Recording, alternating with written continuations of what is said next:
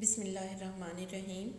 السلام علیکم پیارے بچوں، جو سبق آج ہم پڑھنے والے ہیں اس کا عنوان ہے تحریک پاکستان میں خواتین کا کردار۔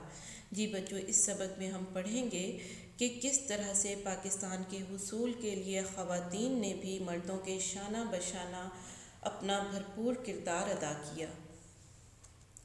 سب سے پہلے ہم اس سبق کے خاص الفاظ کو دیکھ لیتے ہیں۔ خاص الفاظ: ولولہ انگیز، پاداش، جوک در جوک، خطیر، تندہی، اعتراف، بیش بہا، منظم، سکت، پابند سلاسل، نئی جان ڈالنا، خراج تحسین۔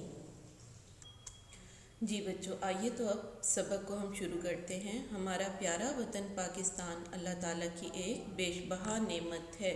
بیش بہا یعنی بہت قیمتی نعمت ہے۔ قائد اعظم کی ولولہ انگیز قیادت میں ہمارے آباء و اجداد نے اس خطہ پاک کے حصول کے لیے طویل اور صبر آزما جد و جہد کی ہے۔ ولولہ انگیز کے معنی ہے پرجوش، جوش سے بھری ہوئی۔ آباء و اجداد بزرگ، ہمارے بڑے۔ خطہ کا معنی ہے ٹکڑا اور خطہ پاک سے مراد ہے ہمارا وطن پاکستان۔ حصول حاصل کرنے کے لیے طویل، لمبی اور صبر آزما، صبر کو آزمانے والی جد و جہد یعنی کوشش۔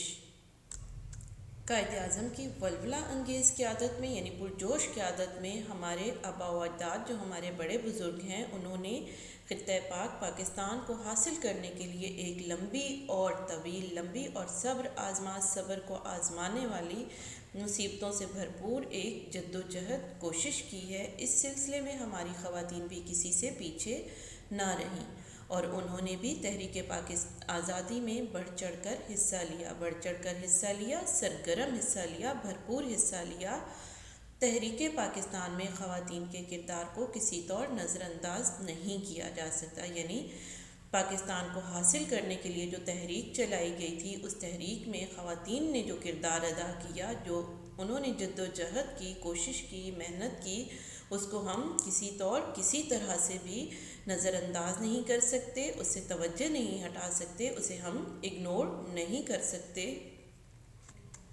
جب قائد اعظم نے دیکھا کہ ہندو خواتین کانگریس میں بڑھ چڑھ کر حصہ لے رہی ہیں، یعنی سرگرم بھرپور حصہ لے رہی ہیں، تو انہوں نے یہ ضرورت محسوس کی کہ مسلمان خواتین کو بھی مسلم لیگ کا بھرپور ساتھ دینا چاہیے۔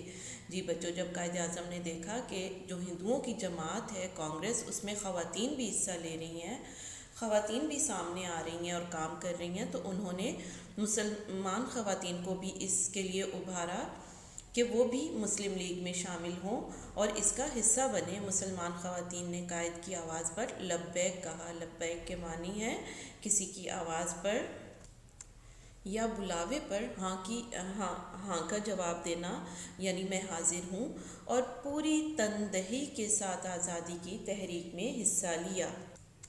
تندہی کے ساتھ یعنی محنت اور لگن کے ساتھ خواتین نے بھی اس تحریک میں حصہ لیا۔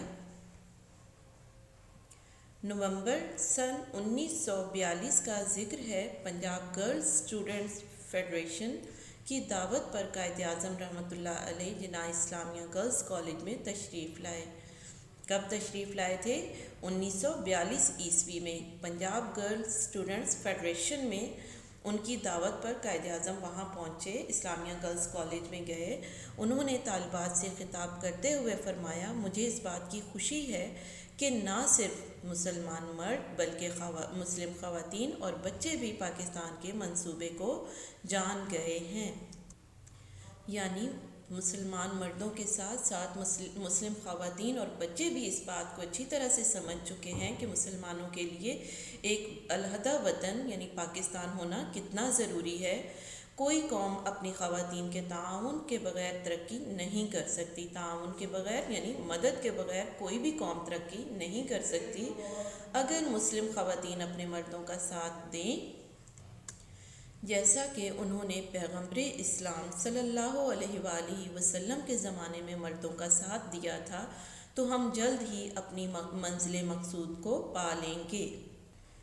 منزل مقصود یعنی اصل منزل جو ہم حاصل کرنا چاہتے ہیں اسے ہم حاصل کر لیں گے۔ کوئی قوم اس وقت تک مضبوط و مستحکم نہیں بن سکتی، مستحکم کے معنی بھی مضبوط ہی کے ہے، جب تک اس کے مرد و زن مل کر حصول مقاصد کے لیے کوشش نہ کریں۔ مرد و زن عورت کو کہتے ہیں، یعنی مرد اور عورتیں مل کر اپنے مقصد کو حصول مقاصد، اپنے مقاصد کو حاصل کرنے کے لیے کوشش نہ کریں، اس وقت تک وہ اپنے مقاصد حاصل نہیں کر سکتے۔